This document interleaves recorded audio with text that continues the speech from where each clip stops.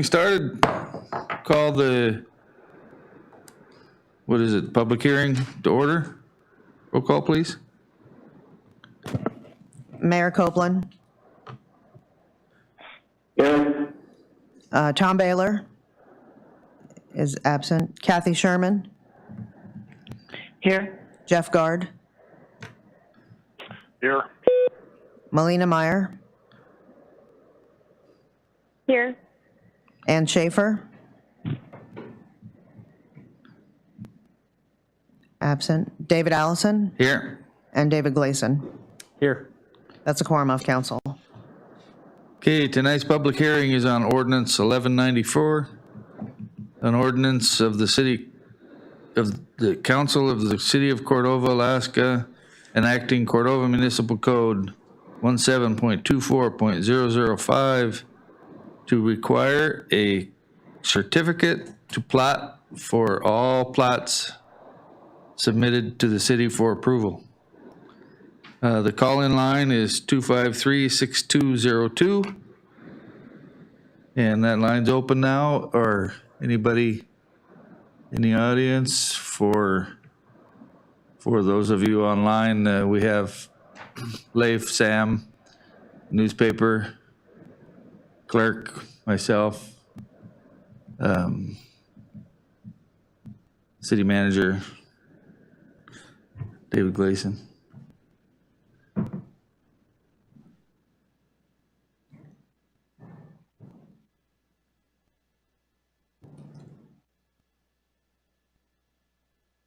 While we're waiting for calls in, I guess we can take a recess until somebody calls. Does that sound good? Yep. Sounds good. So we are in recess.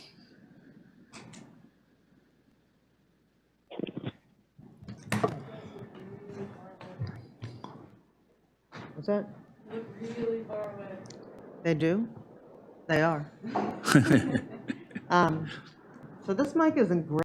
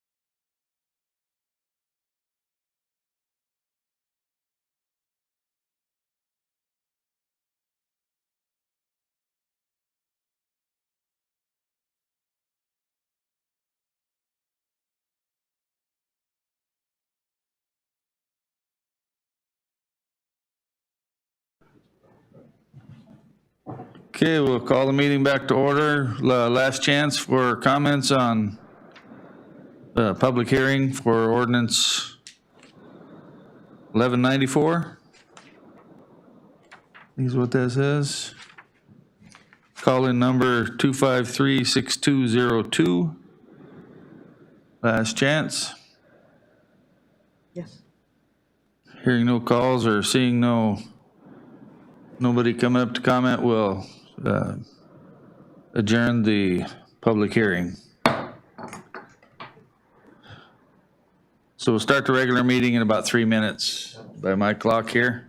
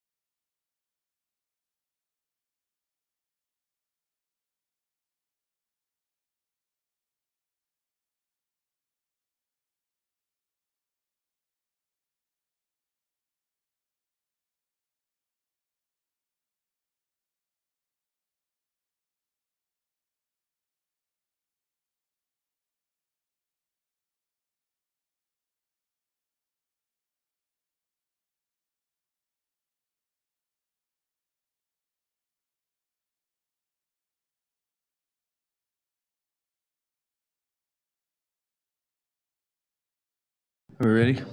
Yes. Okay, we'll call the city council regular meeting, March 3rd at 7 PM to order. You guys stand and join me in the pledge of allegiance. I pledge allegiance to the flag of the United States of America, and to the republic for which it stands, one nation, under God, indivisible, with liberty and justice for all. Okay, roll call, please. Mayor Copeland, Here. Tom Baylor, Here.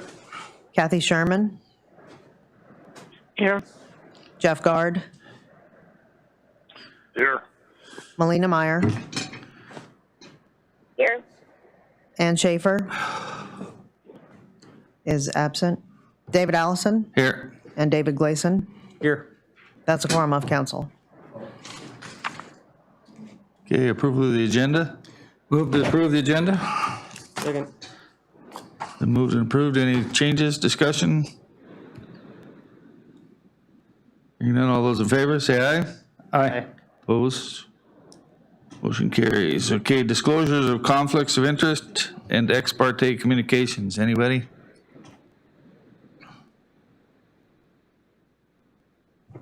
Hearing none, then we'll move along to communications by and petitions from visitors, guest speakers.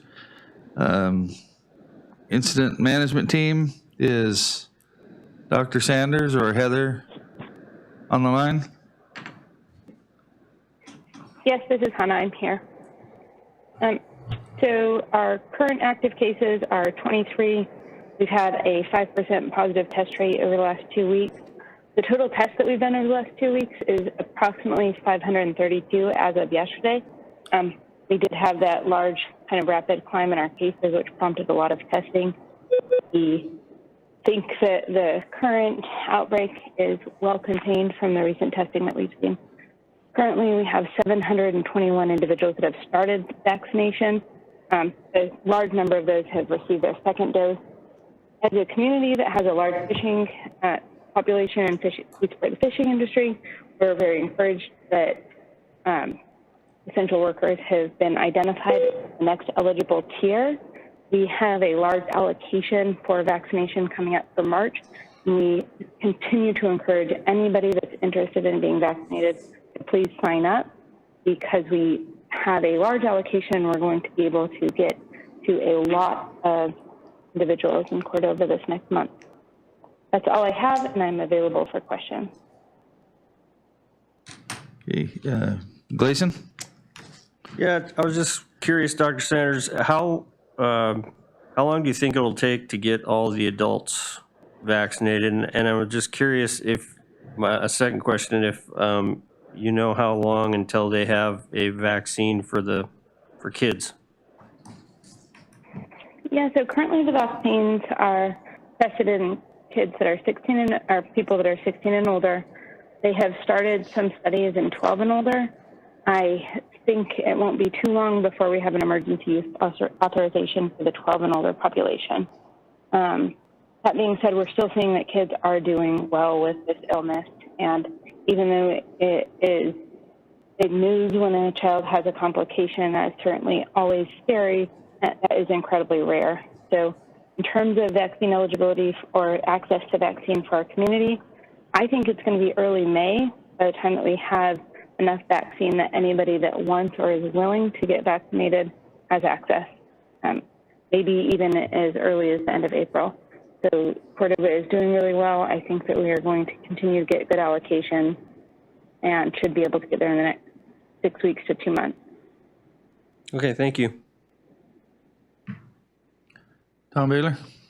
Hi, thanks for being here. Do you think, you expecting to get any of the Johnson & Johnson vaccines at any point, the one shot, and they're easier to store? Do you think those will be coming to Cordova anytime soon? I haven't seen that yet. We are happy to get any vaccine that they will allocate to us and certainly would welcome that. The Moderna is easy to store as well, and we have been very happy to get that. That's currently what we have been receiving. I don't know, but we will be happy and ready to accept that if they offer it to us. Thank you. Anybody online? Kathy? No, no questions right now. Thank you. Thank you. Councilmember Guard? Yeah, I've got one quick one. How many people do we have left on the list that want to get vaccines so far? We have people signing up every single day. The number of people that sign up daily has certainly slowed down from initially when we started this. Right now we have just over 300 people on the list.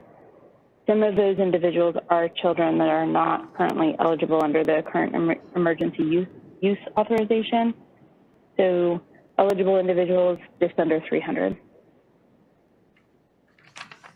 So that's about just shy of 50% of Cordova's asked to sign up for vaccines so far then? I'm not sure the exact number of Cordovans that are children, but I think that number would put us, once you accounted for the children that live here, at a fairly high vaccination rate. I think we would be looking at close to 70%. Okay, that's a better way to put it than I asked my question, so thank you very much for that. Vice Mayor Meyer? Yeah, thank you, Dr. Sanders, and thanks for all the work that you've done. I know this last week plus has probably been really busy for you. I had a question about, somebody asked me, like, what happens if you do test positive? Who's all notified? Is it the person that is just getting tested or, you know, early on during this pandemic, I believe employers were being notified. Is that still the case? No, it depends on which employer and who. There certainly are some employers where there is a release of information. For example, some of the canneries, we would run their tests for them. They're living in a congregate setting, they'd have a release of information. Oftentimes they're collecting the test, we give the test results directly to them. Most of the time, especially when it's not the congregate setting, you really try to work directly with the individuals and provide the testing directly to them. It's up to them to disclose as they want to. HIPAA and privacy is really important, as we've seen play out a number of times throughout this. We certainly want to be protecting the community, but we are also continuing to err on the side of giving the information directly to the individual. Okay, yeah, I completely understand. That was just a question to me, but I didn't really know if it was still happening. I guess one question I have is, if somebody was going to get a test, would it be possible for them to have the clinic or whoever's administering the test to contact the employer? Because maybe it would be, I guess I'm just thinking for myself, or I don't know, maybe somebody else, if they would rather have, you know, medical professionals contacting the employer rather than the employee. Maybe they don't want to have to make that call or something. I was just wondering if that was possibly an option. Yeah, we really try our best. And of course, the contact tracers end up really busy, and sometimes our staff end up really busy. But very often we will offer to individuals if they are concerned, and with any illness, not just COVID, we've always done this. If it's something that we need to notify individuals of an exposure, the public health method is to offer to individuals to make those calls for them. If they aren't comfortable, we encourage people to notify, because sometimes that can happen more quickly, but we're always willing to help with those notifications or notifying employers when we need to. Even all the way up to, you know, when we're even working with groups as sensitive as the Coast Guard, we still work with individuals. We don't give their employer the test results directly. We really do try to work with individuals when we can. Okay, thank you. I think that's kind of good information to go out there, that there is some help to notifying people, and maybe that could offer some relief to some people not having to make those calls themselves. Thanks. Thanks. Thank you, Dr. Sanders. I don't think there's any other questions here, so thank you for the report, and you guys are doing an excellent job down at both medical clinics, so appreciate that. Audience comments regarding agenda items. The call-in line is 253-6202. If anybody has any comments to make, and while we're waiting for calls, we'll go ahead and continue on with the reports. So, Dr. Sanders, are you giving the CCMC report as well? Yeah, I can give an update. So CCMC, we're continually working to increase our volumes and try to not have such a thin margin that we're operating on. We did recently get back our Medicaid cost report, which adjusted our rates for this year. The rate adjustments were not as substantial as we were hoping for. In fact, they're very marginal, including one rate that was adjusted by just over $1. So we're continuing to encourage the community to come and utilize our services. And overall, though, we have improved our billing, and things are looking good for us. That is all that I have. I'm glad to answer any questions. Thank you. Any questions? Any follow-up questions for Dr. Sanders on the line there? Just open it up. I've got one quick one. Okay, go ahead, Councilmember Guard. Yeah, I know that it's Ouija board stuff yet, but by following the news back in DC, it looks like hospitals are being excluded from any COVID funds in the $1.9 billion package they're looking at now in DC. Is that right? No, we're continuing to keep an eye out, but right now we haven't been eligible for any of the new funding, whether it was the last funds for the CARES money or the most recent PPP. The reason that we weren't eligible for the most recent PPP is we just didn't have the losses. We've made a large headway on our billing processes, and we just didn't qualify, which I think is good. We want to be improving our revenue cycle.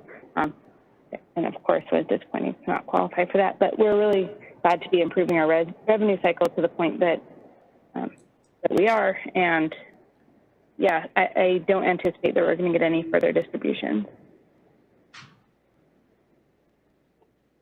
Thank you. It's good news to be in the black. It's bad news to miss free money, but it's good news to be in. Thank you very much. I agree. Thank you.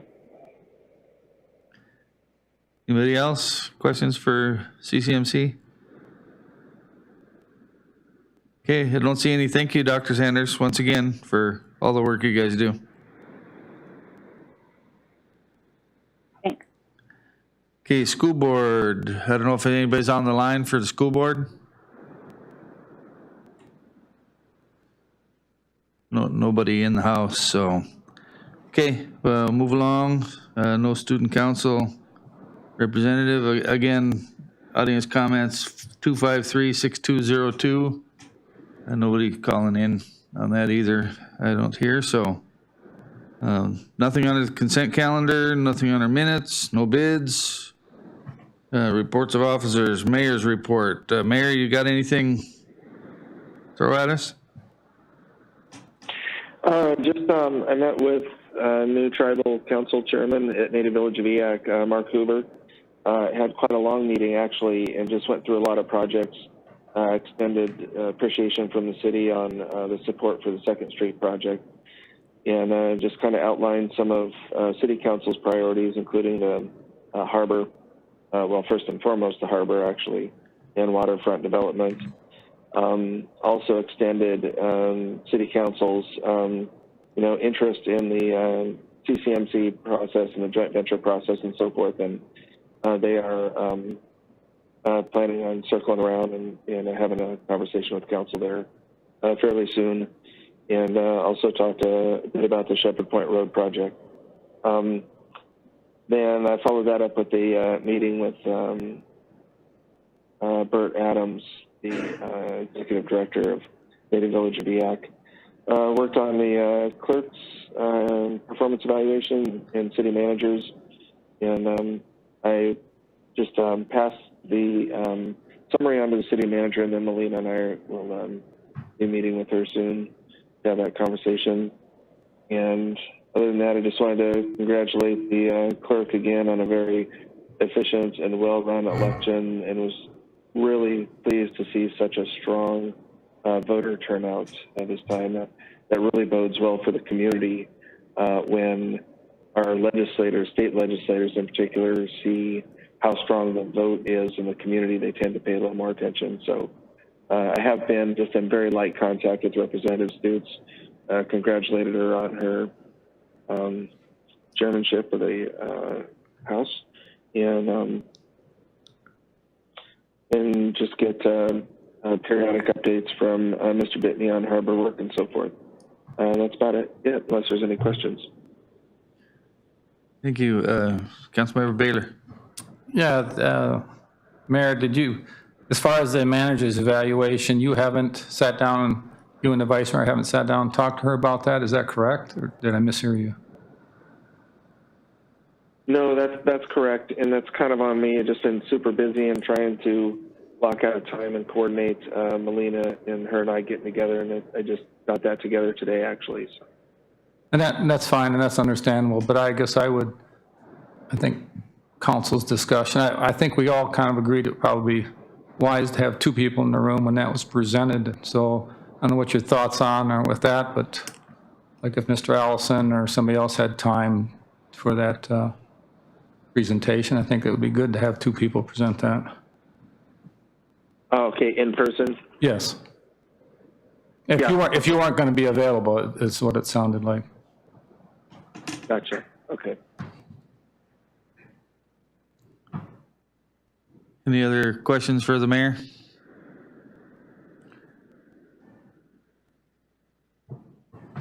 Thanks for calling in there, Mayor, and appreciate you making the effort. City Manager's report. Ellen.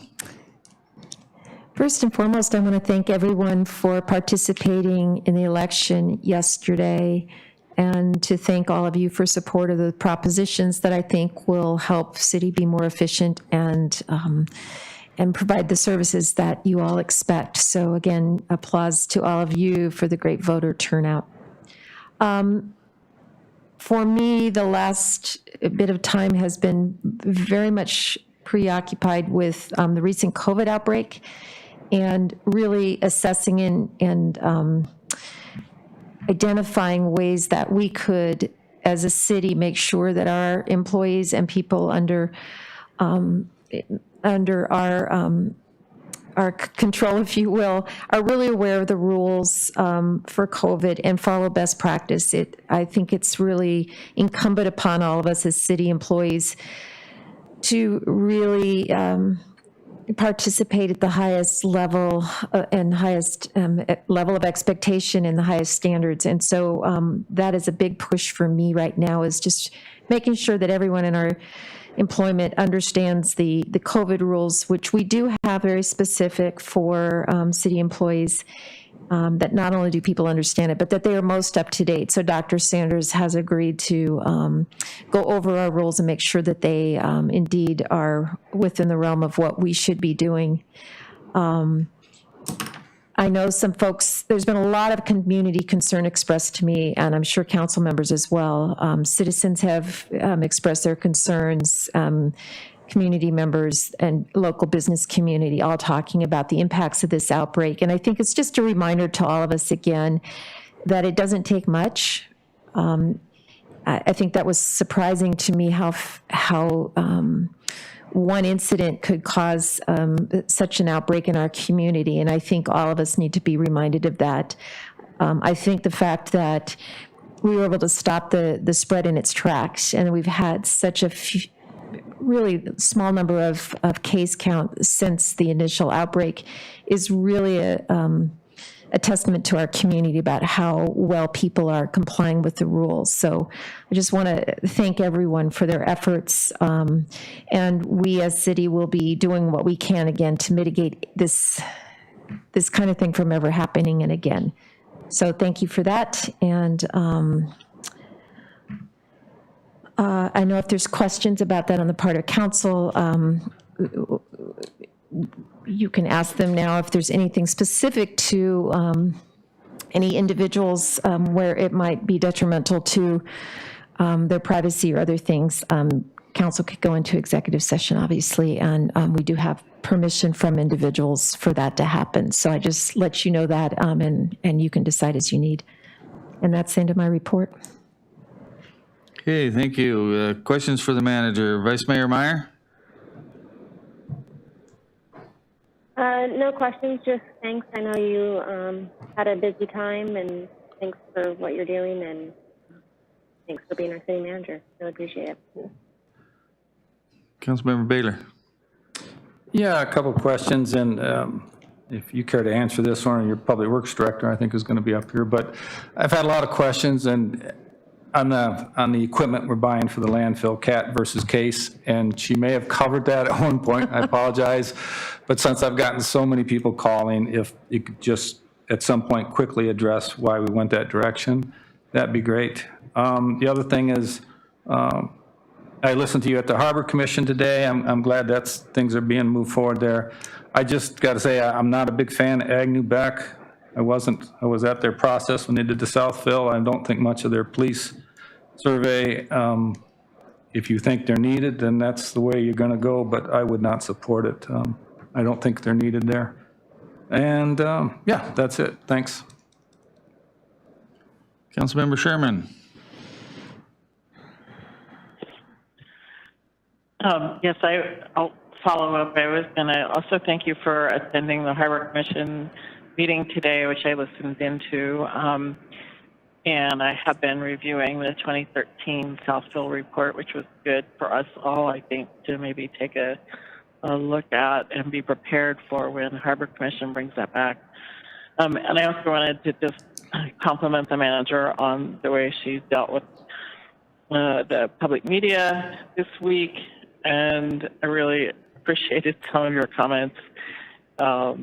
They were polite and succinct and represented our community very well and fairly and honestly, and I appreciate that. And I think that was it, except I like the idea of Dr. Sanders also reviewing the COVID rules. I know, being involved with the museum, we have been following, the staff has been following them to a T, but it does affect our operations, that's for sure. So anyway, it was good to review those as well, so thank you. Councilmember Gleason. Nope. Good job on a tough couple of weeks. Councilmember Guard. Well, I'd just like to thank the manager for putting up with everything for the last couple of weeks, and I won't hold any questions I have for later. Thank you. Thank you. Thank you, Alan, for that. City Clerk's report. I'm sure everyone knows we had the election yesterday. The results, I think everyone probably has seen them. They're all over social media. They're posted here. They're on the city website. It went pretty smoothly. We divided into groups to count, which helped that count go, faster than usual, I would say, with a big number, 666 ballots counted yesterday. So Title II has changed, and that changes our certification of the election. It's 2 weeks out instead of, we used to have a special meeting 8 days later or 9 days later.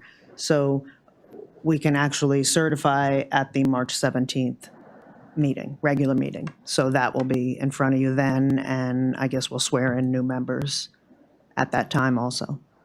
That's all I have to report. Thank you. Any questions for the clerk? No, just a comment. Thanks. It seemed to go well. And I was remembering this morning that when we used to have to run down to City Hall and look on the window for results. Now it's, boom, it's right there. And thanks for the staff or the people that were helping you, the volunteers. A big shout out to them.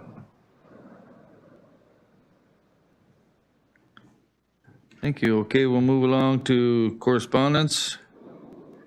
Got a couple of letters there. Good luck, Mr. Deaton. Yeah, he's still staying active, huh? Yeah. Okay, moving on then to ordinances and resolutions. We have ordinance 1194, which we had a public hearing on this evening. An ordinance of the Council of the City of Cordova, Alaska, enacting Cordova Municipal Code 17.24.005 to require a certificate to plot for all plots submitted to the city for approval. So moved. Second. Moved and seconded. Any discussion on this? This is second reading. Nope, I support it. Anybody online? We need to go through the list. Probably not on this, huh?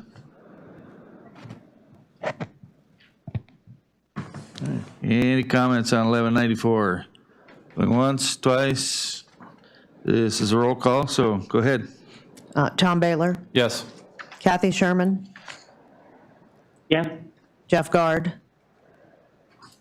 Yes. Melina Meyer, Yes. and Schaefer is absent. David Allison Yes. and David Gleason. Yes. Motion carries 6-0. Okay, thank you. Number 11 on our agenda, Resolution 03-21-05.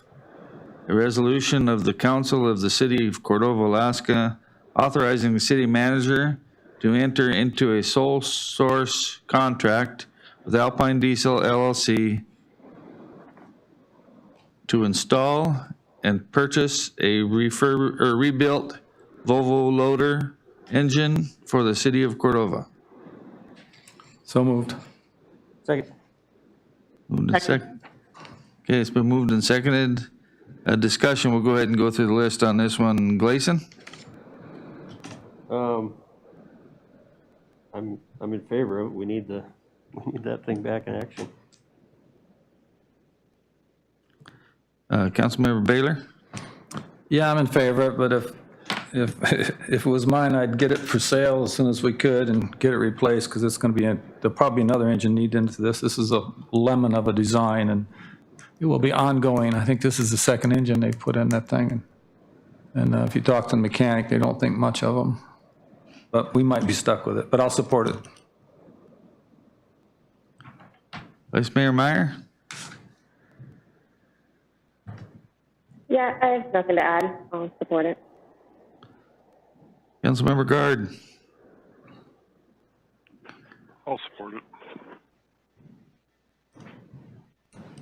Councilmember Sherman? I'm in support of this, but I agree with Mr. Baylor that I think we should look at replacing as much as we can afford in the future, all equipment that is old. Thanks.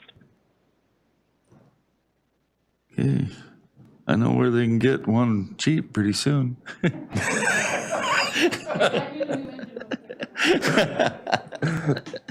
Yeah. Okay, I do support it, so, Call for the question. question's been called. Roll call for this, I guess? Yes. Kathy Sherman, Yes. Tom Baylor, Yes. Melina Meyer, Yes. David Allison, Yes. Jeff Guard, Yes. David Gleason. Yes. Motion carries 6-0. Okay, thank you. Unfinished business, we have none. New and miscellaneous business. Discussion of COVID emergency response. We'll go down my list here. Councilmember Guard.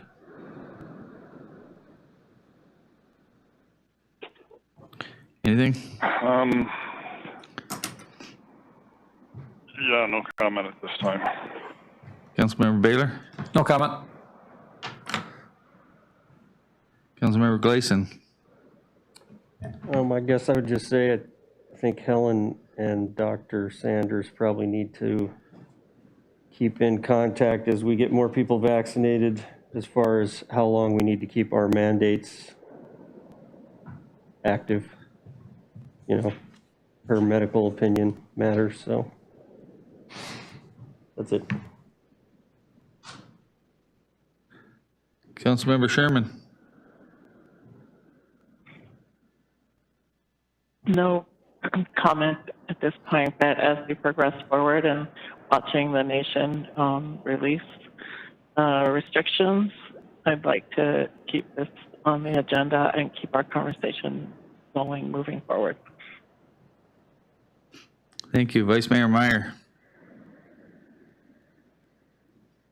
Nope, I don't have anything to add, except just big thanks to the community for stepping up and doing these things. They're hard, and it's really encouraging to hear the vaccination rate, people wanting to get vaccinated. So I think that's going to be our best bet right now. So thanks to everybody for all the hard work that everyone's done this past couple weeks and last year, really. Thanks. Yeah, thank you. I too thank the teams that are all involved with everything, with the response. I think we've been doing a good job, and we did have a scare the last couple of weeks, and that was handled, and that's going to happen. And I think we handled it the best as we possibly could. So thanks everybody for their efforts, and some point in time we will get a vacation from this. So, okay, next on the agenda is council discussion to staff regarding the impound lot RFP. Was there a presentation I think I heard about? Be the PowerPoint queen, pretty quick. So I need to get this.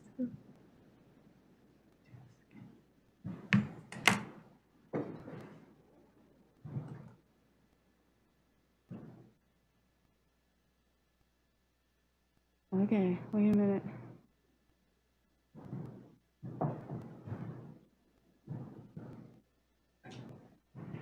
I could answer Tom's question why this technical stuff is trying to find itself.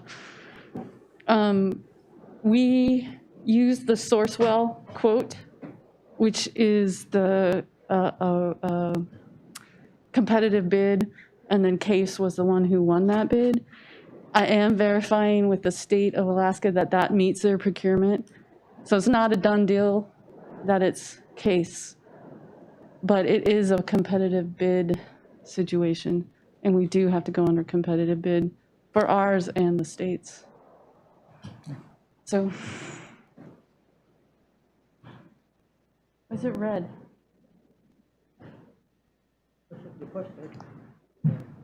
Oh, now it's Yeah, but it should be red. Oh. I bet you need the other room. God, Susan. For those online, we're queuing up a PowerPoint here. I got the wrong dongle. Yes. The heck is that? It is a dongle. It says A, yeah. I'm gonna go there. No, you don't want to really overthink that word too much. We still have to have it for GIS to run GIS. Where's that other cord toe? Well, while we're getting that set up, this presentation tonight is in response to the questions by council members about where we should put the impound lot and the concerns from the community about where the impound lot seems to be, which is out in front of the public safety building. So we're attempting to resolve that by finding a permanent solution.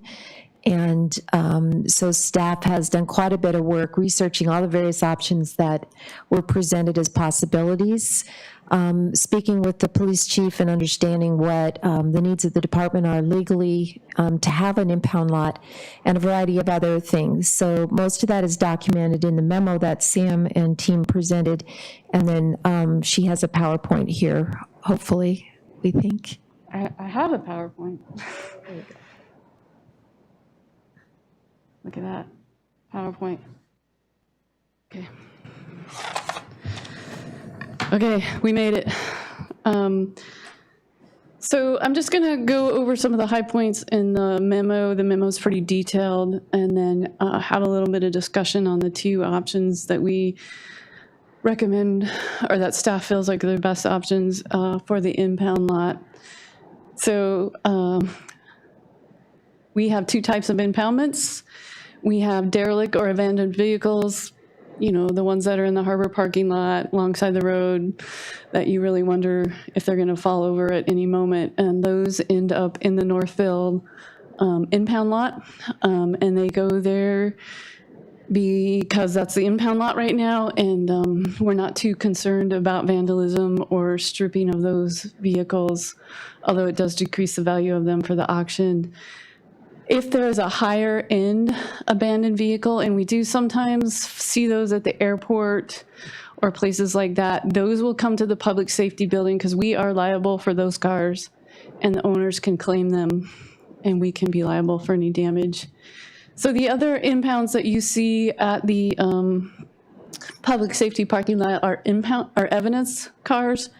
They are brought there at the time of the arrest, no matter what time of the day or night that is. And the evidence is collected, and we are responsible for those cars until the case is closed. Typically, after the case is closed, the owner will claim it. The court may forfeit the vehicle to the city, or the owner may forfeit it. And if that is the case, then we'll auction them off. Auctions are very time-consuming and process-oriented. We have to hold a abandoned derelict car for 30 days, advertise for 20 days, and then we can sell them. So we hold a car for over 50 days, not counting the time it's red tagged. As I mentioned earlier, the evidence cars are for however long it takes to close the case. The goal is to have 2 auctions a year, one in the spring and one in the fall, and try to keep those cars moving through the impound lot. Once a car is sold at an auction, they have 7 days to remove it. If it is not bid on and sold, the streets department will pick it up, take it to the shop, drain it, get the battery out, and get it out to the landfill. So the memo goes over numerous locations, and some of them DC won't allow the use, some of them are too small, some of the locations take a lot of site prep to even get ready for a fence. Staff really feels like the impound lot is the most feasible and quickest way to get the public safety building parking lot not to be an impound lot. And it is in a zoning area that's suitable. It is currently being used for the impound lot. And we have 2 options. Oh, I always forget this slide. So it's located on the corner of Sorrel and Jimpour Avenue, and the best access really for the impound lot is from Jimpour Avenue. The rollback truck, which is what we pick up most of the cars with, is 39 feet long, and when it's extended, it's 50 feet long. It takes a fair amount of space to maneuver that thing around and get those cars in there. Especially in the winter, it can be difficult. So we've talked about 2 types of fencing, the typical chain link fencing, and then the discussion about fencing with containers has been around for a couple years. And thanks to Mark Wagner, who put together that amazing drawing that's in your packet and is in the next slide, did a lot of research on how much, how many, how to lay it out for using containers for the fencing. So some general information on containers: they're usually at 8.5 feet tall. They're 10, 20, or 40 feet long. 20 and 40. And I'm okay. I'm comfortable. I'm comfortable with this. okay, and we can use them. He's not on mute, huh? I will tell him. Oh, geez, what are those? Don't do anything crazy. Oh, my God, those are monsters. Okay. Trying to find him. So the great drawing that Mark did and that I really appreciate is this drawing. And as you can see, the containers take up a fair amount of space. We get down to about 5,800 square feet versus the 8,500 square feet without containers. And I did look at putting the containers that are on the right-of-way, the roadsides, putting those containers on the other side of the lot line to not lose that space. But you end up with some pretty poor vision on that corner of Jimpour and Sorrel Avenue. There's a lot of truck traffic down there in the summer. You also lose parking and snow storage in the wintertime. So we left it within the impound lot boundaries, and you can park about 32 cars here if it's perfect. You know, the reality is probably less than that between maneuverability and the ability to move and drag some of those cars around. Also, there's been some discussion about storage within containers. And because of the way the layout is, you can actually you have to have spaces, and those would allow access to the end of those containers so that you could get into the containers. We price the containers as used. That means they're one trip on AML, and they come back to Cordova, and they're about $3,000 each. We also looked at the chain link fence, and the chain link fence was, proposal was given to us by a fence company out of Anchorage. When we compared these two concepts, we tried to keep them very similar. The gate's the same, the barbed wire, the razor wire, and the arms for the barbed wire and razor wire are all included. So we try to keep it as fair as we could. It's pretty much a typical chain link fence as you would expect to see. And that price came in installed at $74,400. The container concept came in at $69,000, and that is no labor, that's just materials. Both proposals would need to add $4,500 for electrical from the street to the lot. The container option would also need an electrician to wire in the gate.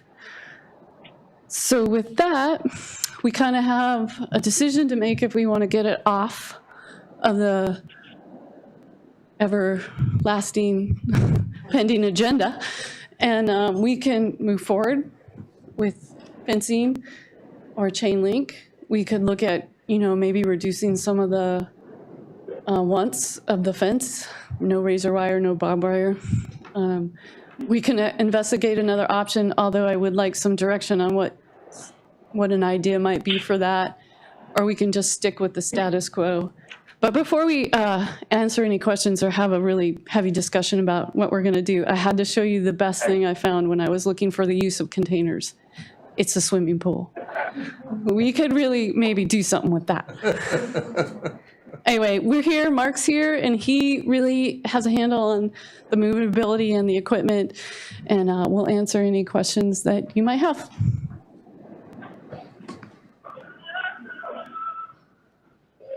You can grab that light there, Tom.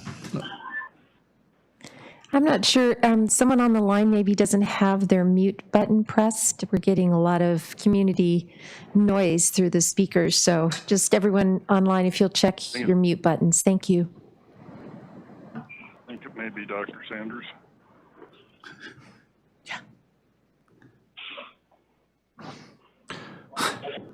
I'll start, I guess. Okay, go ahead, Tom. Yeah, so have you guys, in your opinion, I'm sure you guys talked the pros and cons versus Connex and fence, and I guess one of the issues would probably be the snow is just taking out the fences, Where did your pros and cons lead you guys to favoring one or the other, or are you? I think we're definitely moving to the chain link fence, and we did talk about some I want to see reimbursement, extra strength on the bottom of that fence. Reinforcement, that's the word I wanted, to help with the snow. But that fencing that was proposed, and Mark might be able to answer the question better, has top, middle, and bottom reinforcement included in that price. I think the other reason we like the chain link fence is we can get her done. We would have to go out to RFP, of course, because it's over $25,000 or bid, but we could do that, get it done. The containers is a lot more staff work, a lot more time. We'd have to get an RFP for the containers, get an RFP to get the containers placed, the electrician. So we favor the chain link fence. So forgive me, I don't know the streets there. Sorrel and Jimpur. And the Sorrels where, again, I was thinking the plowing issue. You don't think that'll be a problem, plowing snow and having that snow push up against the fence? Well, have you considered that? Is that? We did talk about it, and we certainly could put that into the proposal as a requirement for reimbursement along the bottom 3 feet of the fence for snow.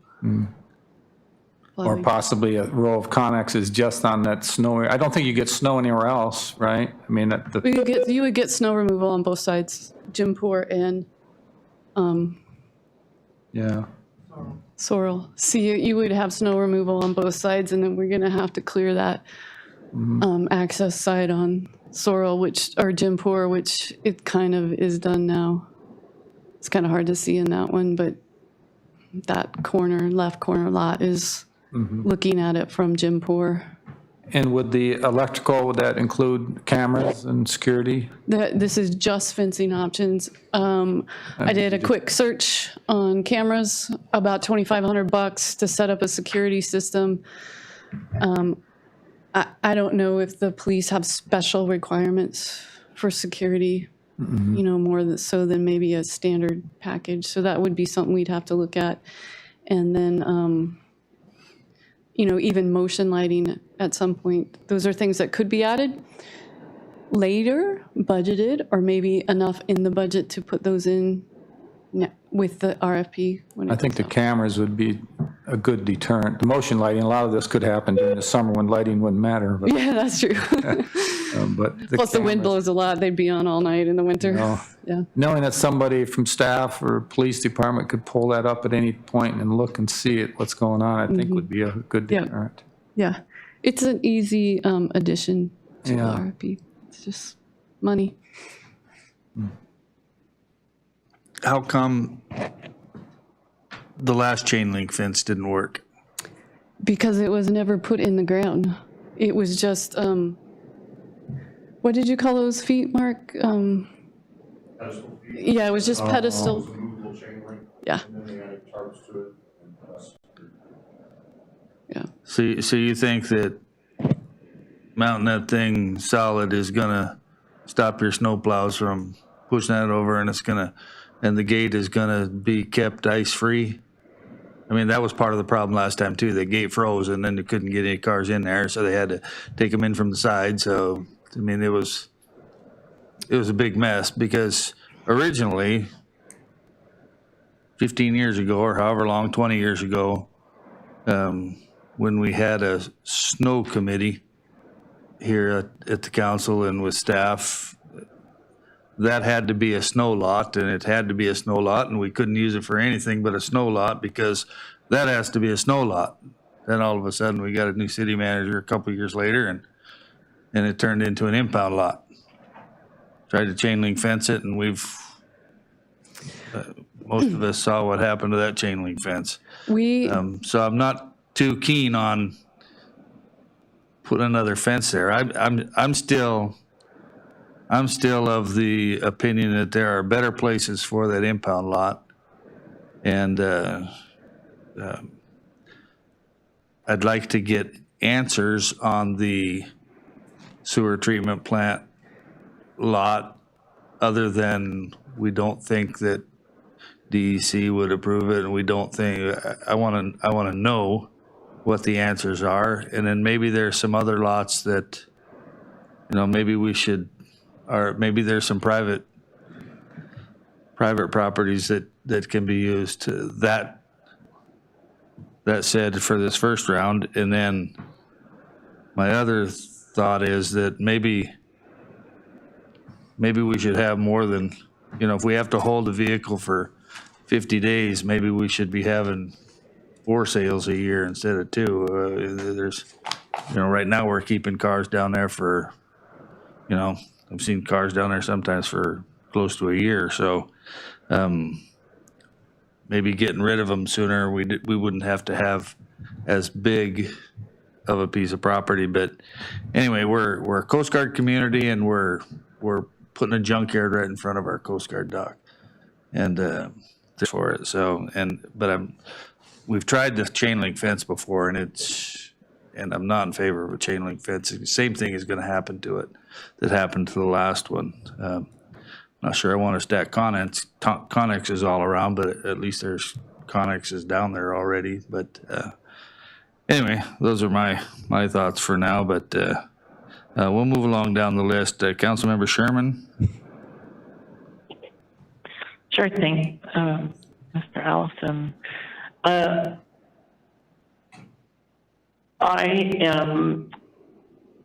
was never in favor of this location as an impound lot, but it is what we have been using, and it has worked to a point. And I really appreciate Mr. Wagner's comments, because, yeah, the chain link fence that was in there before was never properly placed. It was kind of a rush job. And I am in favor of taking what staff is going to recommend, and I think this is the easiest, the fastest, and probably the best solution for right now. And I really want to see those cars moved from in front of City Hall. and I'd like to see them secure. I'd be in favor of supporting this because I think Mr. Wagner, who's going to be involved with having this fence installed, is going to tell his snowplow guys to be pretty darn careful when they're removing snow around that area. And I think it will look a lot better this way than it does now. So I don't have a problem with that. I'm happy to back staff's recommendation. And if we vote to go in favor of this, I would ask staff to with a proposal for security cameras and potential lighting, but I'm less concerned about motion lighting as I am cameras. But I would vote in favor of what the staff's recommending. Vice Mayor Meyer.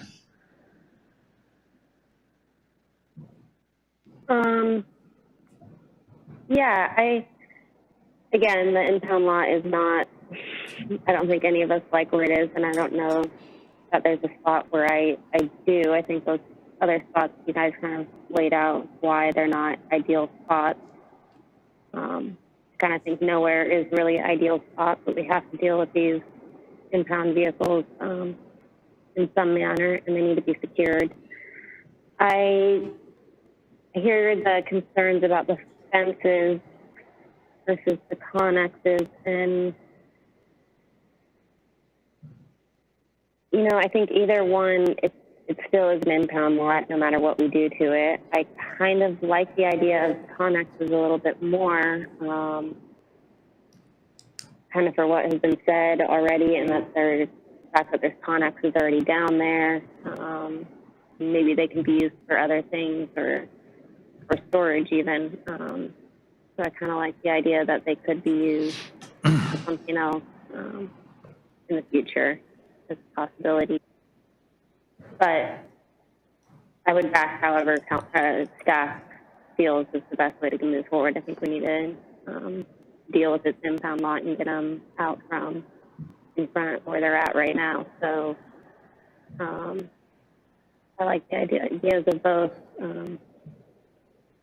I like the idea of the container vans a little bit more if they are very comparable to price.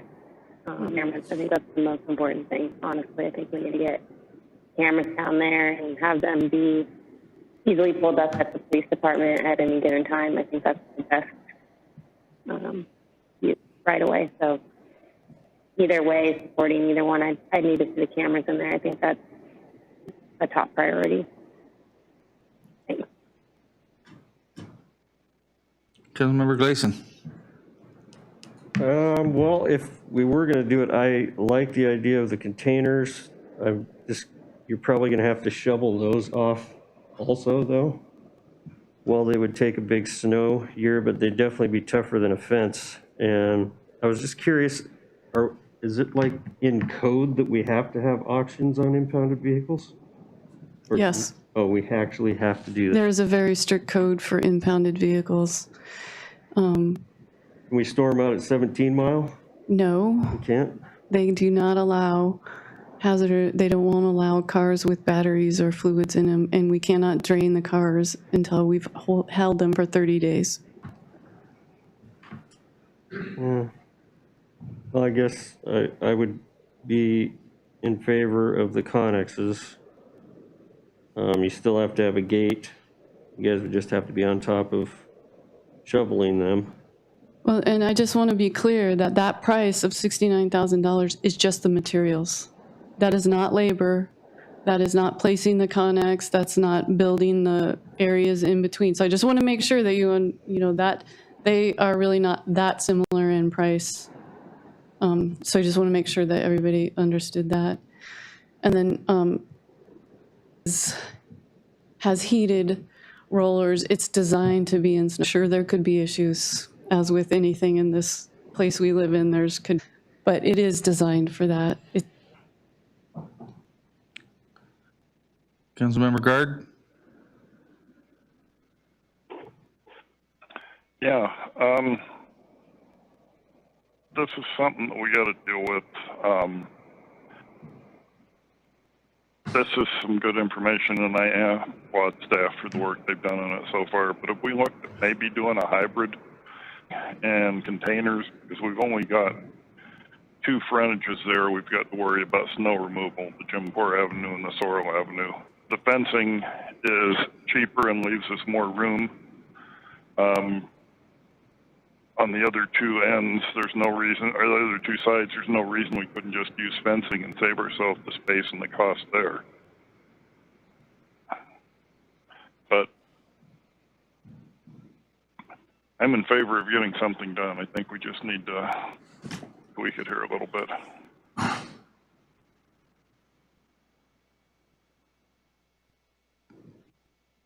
Councilmember Baylor?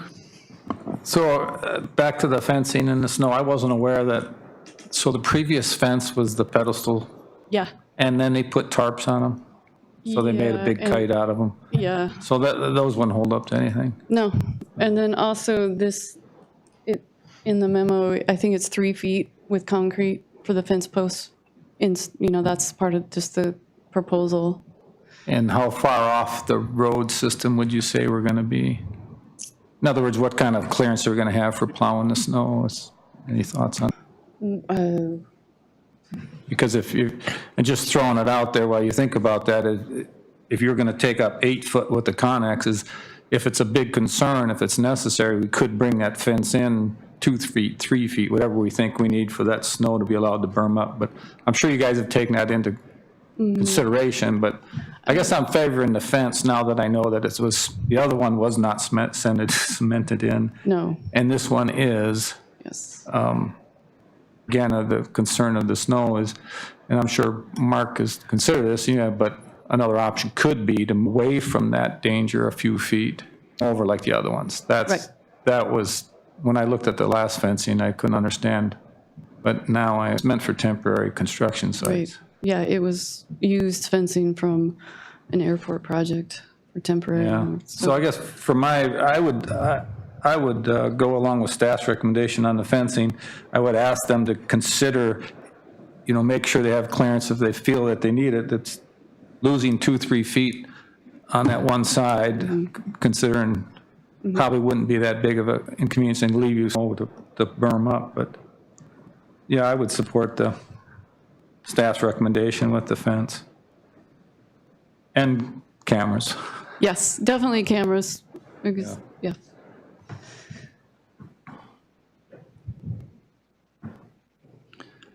Anybody care to take another gander? And C's. Don't ask. I'm not going to ask. It was about split even between fence and Connex. Connex. I'm not in favor of spending another $70,000 that we don't have, when I believe that there are options that much more than $5,000 for cameras. So, let's go through one more time and see if you prefer fence, Connex, or Councilmember Sherman. Sure, start with me. I am in favor of fence, not Connex. I think the suggestion maybe to move the fence in a little bit to give a little bit more snow removal room is a great idea. And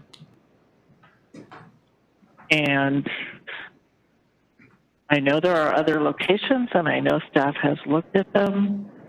And reading through the report, I think this is a pretty good bargain for a solution that has been on the pending agenda for ages, and we need to do it right. And this is an easy one. I'm going to, again, vote for fence with staff's recommendation of this type.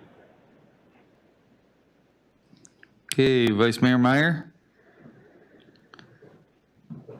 Yeah, I'm not against the fencing by any means.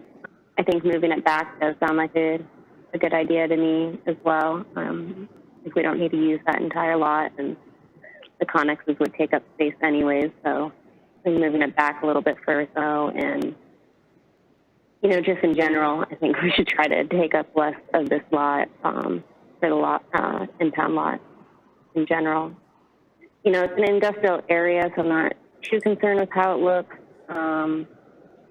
But it would be nice if we could make it look less like a impound lot, and I don't know really what we could do unless it was behind a building somewhere, which I don't know that we have a place to do that. I think this will be a very well-built fence. I don't want this to be something that people want to change down the line. It sounds like it's going to be quite a bit of money, and I do have some concerns about where that's coming from, so we'll have to discuss that.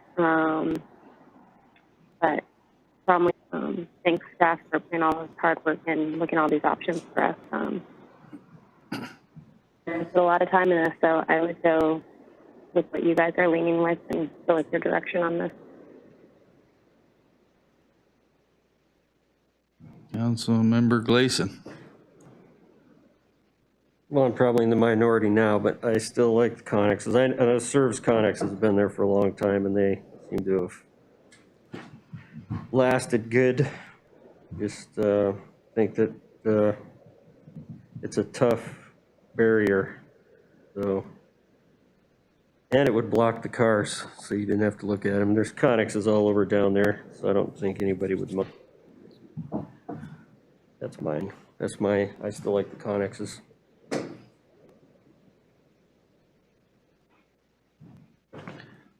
Councilmember Baylor? Oh, I think I spoke, I was in favor of the fence. Yeah, I think they can engineer that and engineer out the issues with the snow. You know, now that I realize how they're going to be installed, and give them that back a little bit.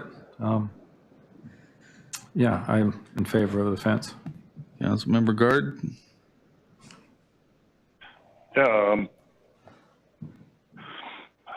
I think the fence is a fine way to go, especially if we move it back off the property line a little bit to allow for some movement of snow for snow plowing. So I'll go with staff's recommendation.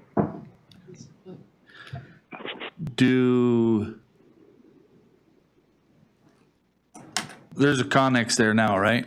Correct. There is a Connex there. Because they have things that they have to store in a Connex? Is that why? Are there things the police department stores? I believe, can they open it right now? Barely. So it's kind of sucked. 5 years ago, okay. 5 years ago, there was mostly trash. We were actually using it for other storage that much at that time. Yeah, and it's sunk into the ground. There was nothing ever put underneath it to support it. So you'd be removing that? Yeah, that one would probably need to go away. I'm guessing the floor is non-existent. Yeah. I guess I'm not going to vote to fund this unless somebody's got magic money that they're coming up with, but I would support, I guess, if we're going to put a fence, which sounds like we're going to do something, I just think it's a bad look to have a junkyard right next to your Coast Guard dock when you're supposedly a model Coast Guard city, one of the few in the country. So if we were to put connexes on the Sorrel side only, because you're going to have a gate on the other side, right? That's where your gate is going on Jimpour Avenue. So you don't want to put connexes there anyway, in either case, right? Well, you could. That's where your gate's going to go. Yes, that's the best access. On the Jimpour Avenue side. The other side, we've already talked about, aren't going to have any snow removal concerns. You've got snow removal concerns on the Sorrel Avenue side, and I don't care what you do with that fence. You start removing snow next to a fence and you see what happens to them. But if we were to put connexes on the Sorrel Avenue side, you'd have your connex storage ability to have something stored inside of there if they were to need that, right? Mm-hmm.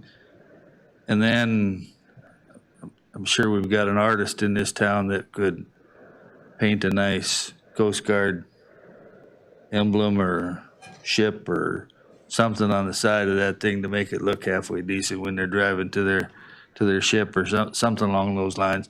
Anyway, something to make it look, they make junkyards all around the country have fences around them because people don't like to look at junkyards and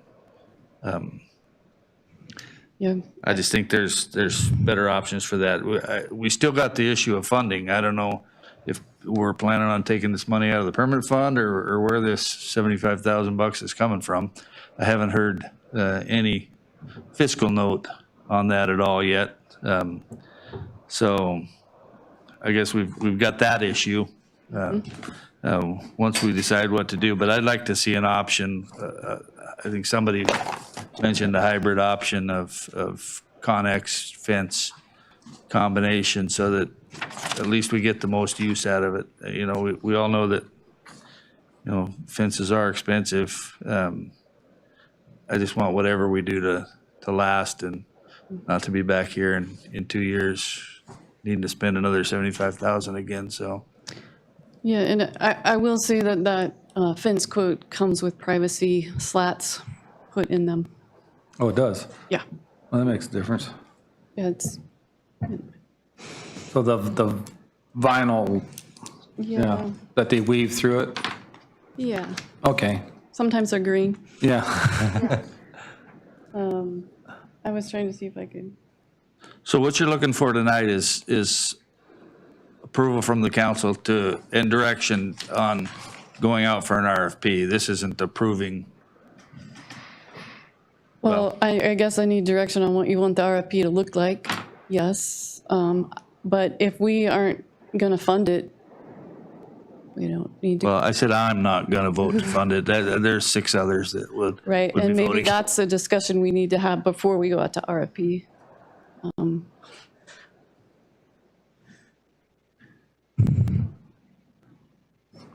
Councilman Ellison. Yeah, go ahead, Councilman Sherman. Sure, thank you. May I suggest, and I really hate to do this, but I think we've come up with a lot of good ideas. I think there's a lot of good compromises. I think there's been a lot of good thoughts that really maybe we take this just one step further and bring it back next time as a morph with some containers, some fence. I hate to do this, and I am happy to hear that the fence had the covering stuff in it too. But a fiscal note would be really helpful for me as well. And I think a lot of the projects that we bring forward, Don Moore, who was our city manager for a while, he always asked that we had a fiscal note attached to projects that we brought forward. And so that would help me a little bit, but I think we're really close here, and I think a lot of us could probably compromise and agree, just with maybe just a little bit of kind of morphing between you guys and what we can work, and then we can go ahead and get it done. So my suggestion is going to be that we just send it back to staff, and I know how much you hate to hear that, Sam. Right. But comes right back to us in the next meeting, and with a fiscal note, and we'll go from there. Yeah, and I would agree with that, but the fiscal note, it needs to be a complete proposal, including, I think we all agree that security cameras are required for this, and it needs to be when the fiscal note to me means completed, not just the materials, but installed cameras, the full load. What's it going to cost us to do? Helen, you had something? I just want to speak to the budget in general. When the budget was presented last December, I think I made it clear that I would probably need to come back with some budget amendments. This item would be one of those. Some staffing issues would be among them. And I would have updates on revenues, especially raw fish tax and other things. We'd have clarity anyway. By the end of March, I'll have that more locked in. And I think what staff is looking for right now is to help council know what the results were of the research into the options that you all had brought to the table, that there's certain things that just aren't feasible. And then, you know, getting a better sense of how you want to secure this particular location that has been identified. It will give us some better clarity around that, but we can certainly bring back a fiscal note on this project. And I just want to alert you to the fact that there are things that, you know, we're going to have to bring up again and discuss, and it will provide some better revenue ideas. And I think we'll have a better sense of exactly where those resources would come from. At this point in time, I'm not anticipating we're going to be digging into the permanent fund. That's my hope. I'm restructuring the finance department. We're going to I'll have a report on that at the next meeting. It's fairly well completed, and I'll have a fiscal note on that. I know there's some other things, adjustments that we can make, and then again, having clarity on the revenue numbers, or a little better clarity on those too. So I just wanted to share that with you because there'll be some budget numbers coming back to you soon. Councilmember Baylor? Okay, I guess I just would remind council too that we're the ones driving this, right? I mean, they have a solution right now, they park them up front, but council's the one that's driving this. And staff can correct me if I'm wrong, but even if there was another place to put this, it's still gonna be $74,000. They're still gonna need a fence, they're still gonna need security. I don't think we own anything that right now we could go, oh, this is secure. We would still have to enhance. We'd probably have to do groundwork. So while I appreciate the physical note, and I think that's the right way to go, I would just remind you that we're the ones that are driving this. We want something done out here, and it's going to cost us some money.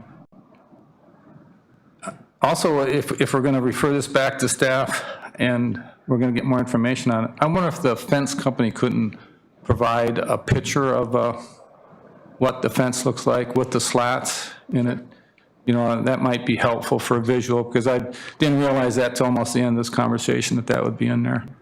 And I would tend to support staff's recommendation as far as they're the ones that are going to be plowing the snow and working around it, and that's why I'm not saying to move it back. I'm suggesting, and they could come back to us and see if it's warranted to move that fence back to give a little more clearance if they feel it's needed, if they don't feel it's needed. So whatever you bring back, I would still like to see the fence option as presented, but perhaps some pictures showing another location and more input. So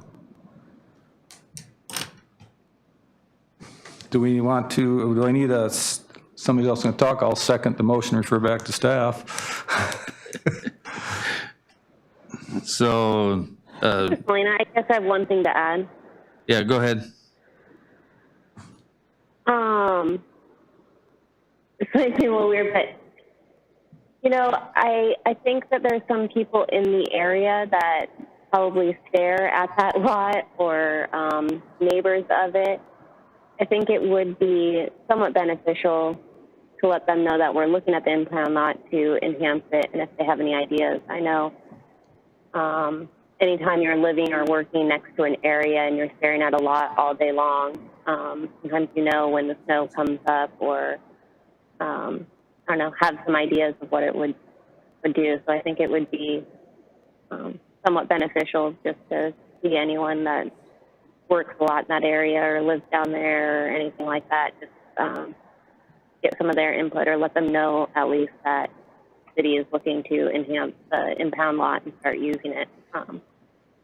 Maybe there's some kind of idea there that comes forward, or they come to council and say something about it. I know that's all on the public meeting, but not everybody's always looking at every packet we have to see when something comes up. So that would just be my suggestion.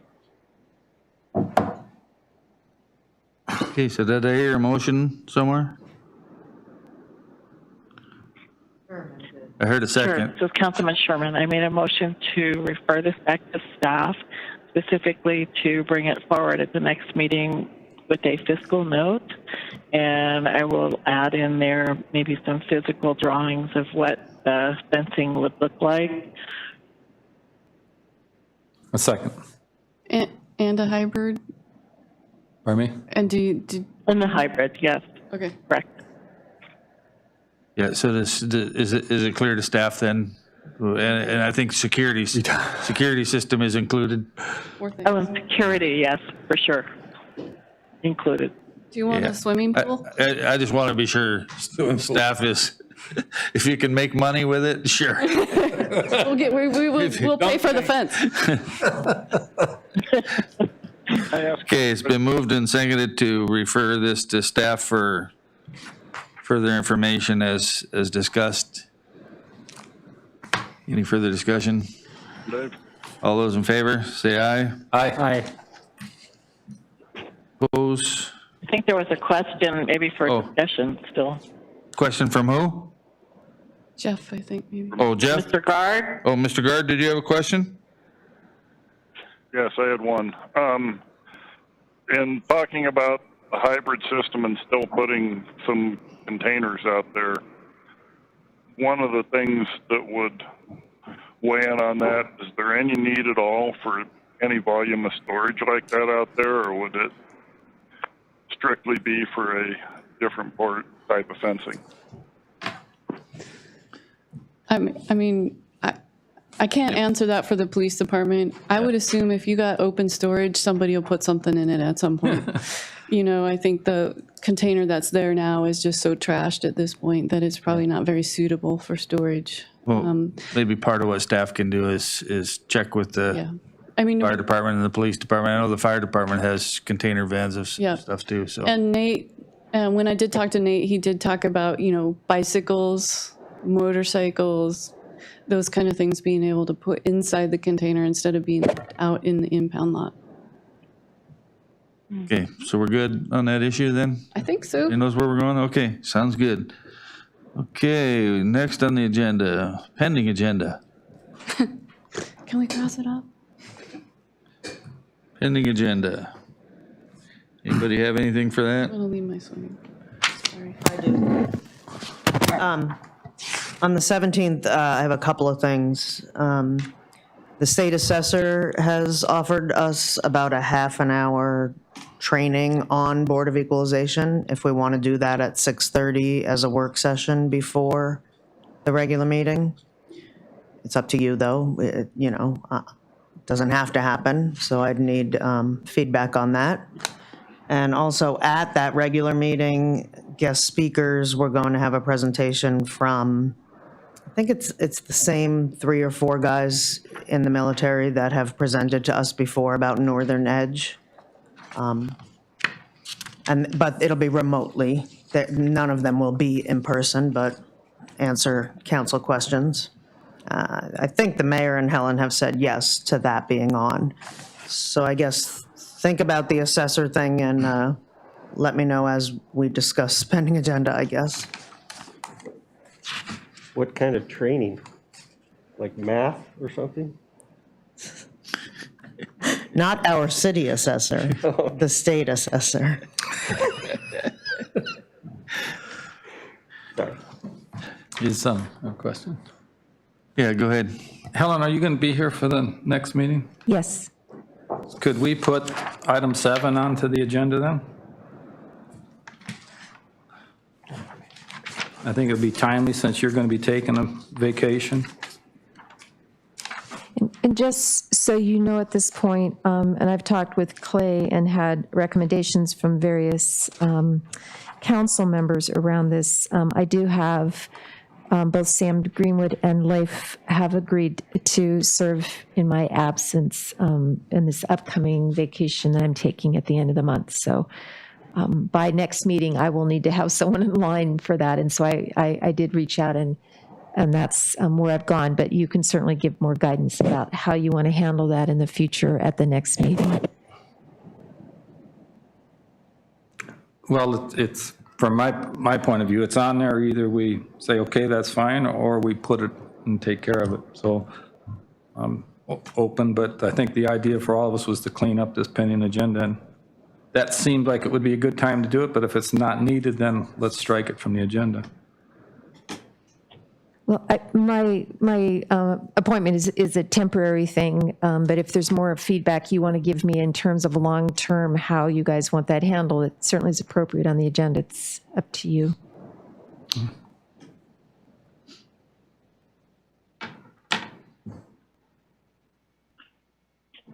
Do we still need it on there? Councilman Ellison? Yeah, go ahead, Councilmember Sherman. I would say number 7 can go away, and I think this is something that we're all really aware of. And it is in code for the manager to appoint someone as acting city manager, and I'm very comfortable with her recommendations just now. So I think we could move that off the agenda and the pending agenda. And I really appreciate the fact that staff took an effort to get the city impound lot off the pending agenda. And I think we can keep moving on that. I guess my next one would be, I would remove refuse strategic planning number 4, and I would remove number 9 Harbor Commission, because I don't see a need to expand to 7 members.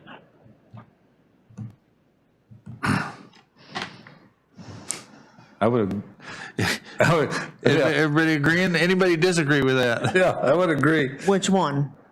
All three. Either one. 4, 7, and 9. And I'll speak to the Harbor Commission one. It's just that I think they have a difficult time getting 5 as it is. So, and I think it's sometimes less voices are better. And they haven't requested to us move it to 7, so I think we leave it at 5. Okay. So for number 4, do we no longer have any interest on the council in looking at neighborhood collection points or any of that for garbage anymore? I know that was one of the things that got this on the agenda, on the pending agenda. Councilman Sherman? Go ahead. I would just say that I still think refuse in general is always going to be looked at, but I think we could remove this from the pending agenda. I'm really excited about the proposition passing, the things that we can do right now with the landfill and getting the fencing in place, and I'd like to see all that happen. And then maybe after we take a deep breath, we can revisit that and see if there's a better way. But right now, those guys have an awful lot on their plates. I'm fine with whatever the will of the body is. I just had the question.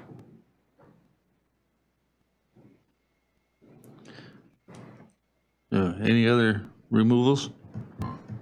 Anything else we need to add to the agenda for next meeting? So all 3 of those are off. Yep. Okay. We can put them all back on next meeting. Don't delete it all off. Grab it. Yeah, save that template. Okay, anything else on the pending agenda? CIP list, calendars, we're good with all of our commissions and everything now? Yes. We've got all our members? So we're not going to do the BOE training. Do we need the Board of Equalization training from the state assessor? I don't think so. Is there, Or you get free training for something like Yeah. that that can leave us with financial exposure. What? Go ahead. oh, I guess the question is there something in particular that you feel that would help us in a function? I can't think of anything. No, I mean, I feel like we've been trained on this, and we do it right, and we get the attorneys involved if we need to, if we know we have a tough one, or it's worked out. Do the math. Yeah. Yeah, so I'd say no then. Okay. Yeah. We'll have the other guys here anyway, so that's gonna take up some time, so. Yes, I agree. Okay. That'll beat that up. Audience participation, call-in line again, 253-6202. If you wanna call in. Anybody in the room wanna make comments? Okay, we'll go to council comments then. I'll go down my list here. We'll start with Councilmember Sherman. It was Schaefer, but she's not here, so.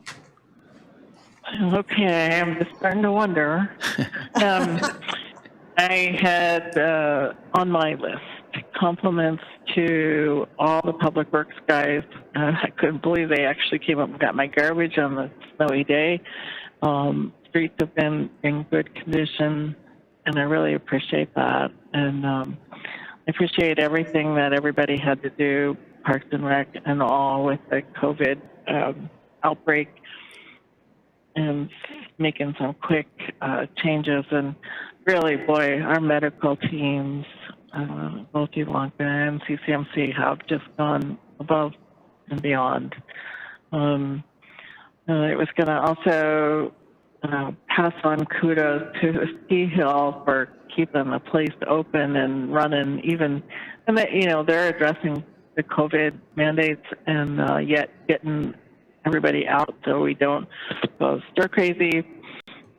And I appreciate that as well. So, and I really wanted to compliment the clerk's office for handling the election with some thrills thrown in there, but expanding the hours to allow us all to vote, not in huge big groups, was really nice. And I'm just so pleased with the turnout.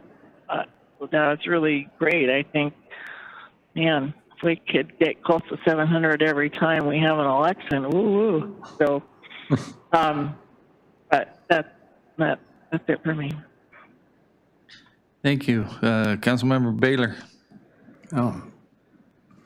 Well, I'd echo those comments from Councilman Sherman, and I'd also thank everybody that ran for the office, the school board, council, everything, hospital board. Really appreciate that, and there'll be some openings next year at this time. Please submit your names again. As far as the vans, the little bit of discussion on the vans, the impound lot for storage, you just have to keep in mind that you do have to do some type of insulation on the inside to keep those from condensating. Otherwise, everything in there gets wet and rust.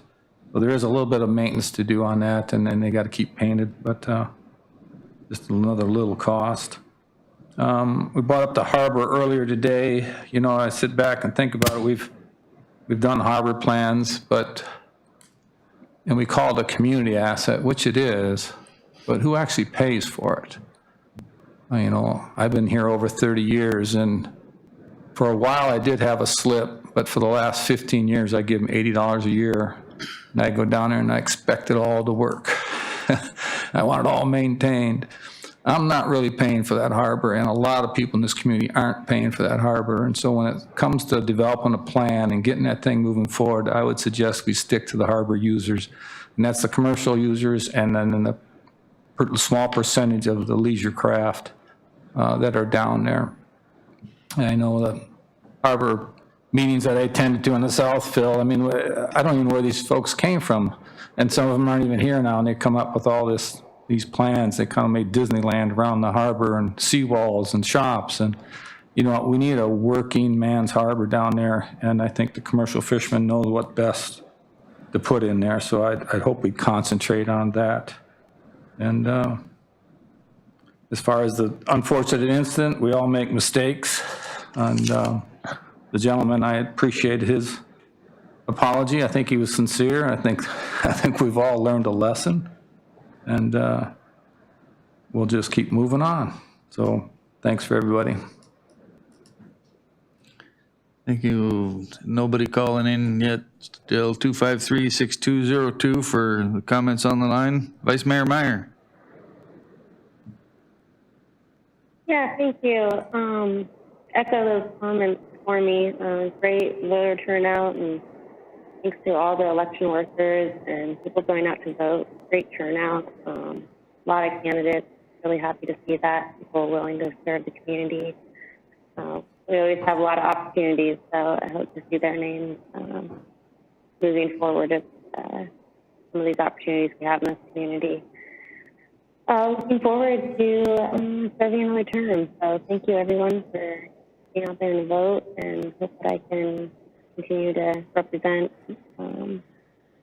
everybody well, and also opening up the polls for the weekend. I know that was much appreciated by a lot, and that was quick acting and really beneficial. I think that's something that would be great to be able to do in the future. Getting out and voting on the weekend, I think, not sure how many people voted during that time, but I could see how that would be pretty beneficial. Also want a big thank you to everybody in the community who,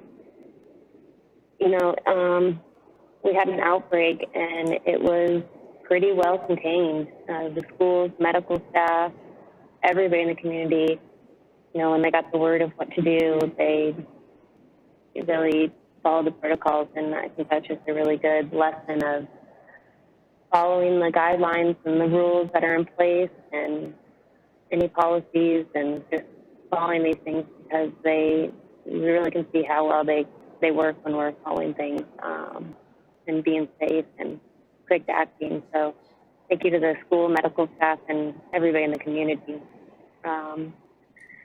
The harbor, I know we just kind of got brought up a little bit throughout the meeting. I also listened to the Harbor Commission meeting. It's really nice having them be on YouTube. Thanks to the city manager for going in there. I think that, we've kind of talked about that a lot, about how we need to really be in good contact with the Harbor Commission and get, one working plan that we have and going for us, so we're all working off the same page.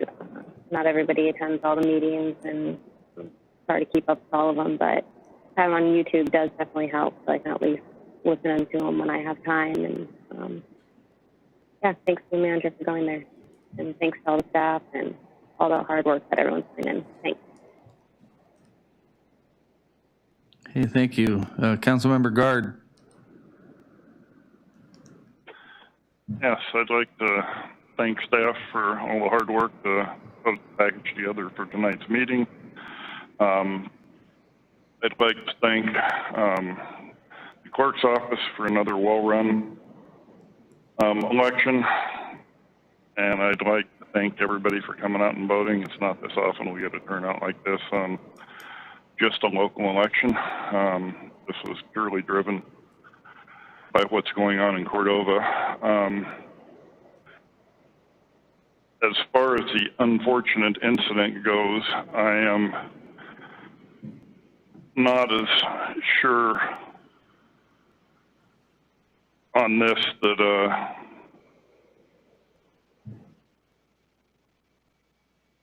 ways have been changed on this yet. Since this all started, we've had problems getting the police department to enforce any city mandates. The mask mandate was a big one with lots of negotiations involved.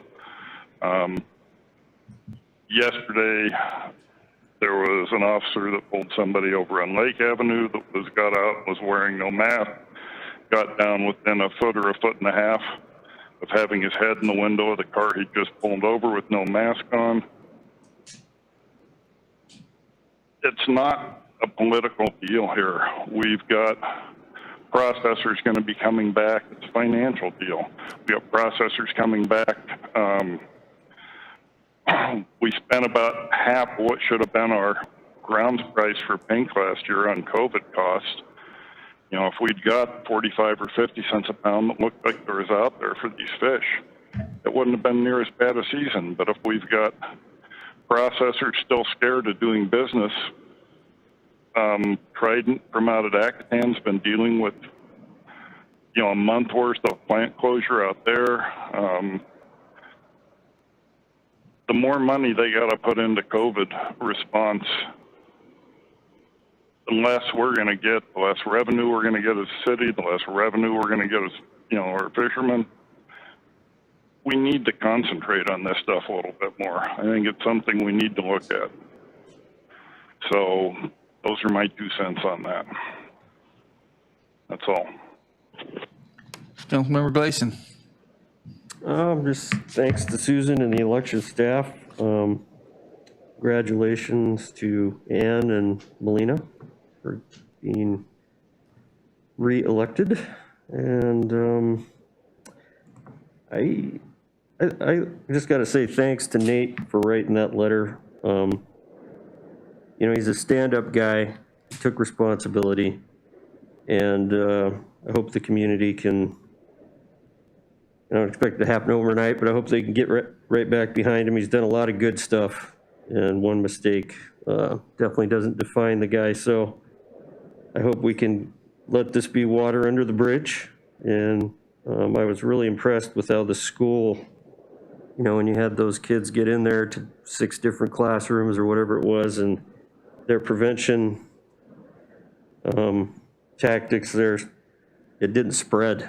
So that was just amazing. And so thanks to the school for that. And the teachers, they're the ones that are sheriffing it all. So thanks to Helen. Tough couple of weeks. And I appreciate the community's response. I mean, it was justified to be upset about that. We've had some time to cool down, and hopefully we'll get past this. So that's all I got. Hey, thank you. I too would express appreciation for everybody who put their name in for serving. Not sure if it's congratulations or condolences to those winners and losers out there, but appreciate the willingness to serve the community from all of you, and certainly hope that you stay involved. All of you, it was impressive to see the number of candidates for everything that's out there. I'd like to see a little more interest in the hospital. I would assume that they're still looking for one member at this time. So if you're interested in serving, I think there's some opportunity still there on the CCMC Authority Board. But please stay involved. As Councilmember Baylor said, there's an opportunity coming up here in one short year. So I know that there'll be at least one position that will be vacated in my own. I'll be termed out. So stay involved. Thanks to staff for the work that you put in on researching things and putting in extra time here at the meetings and presenting information to us. Nobody likes the speed that government works at, but it is what it is. So we will move forward and find a way to pay for things, hopefully without having to raise everybody's taxes too much for these things. So that's all I have for now.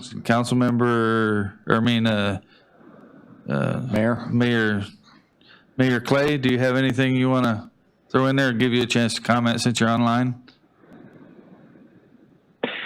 No, it's been a busy couple of weeks, but glad to hear Dr. Sanders' updates on the large allocations for Cordova. It'd be great to get everyone vaccinated who'd like to, and as Council said earlier, it'd be great to keep an eye on when we can kind of get things back to normal. So that's all. Thank you.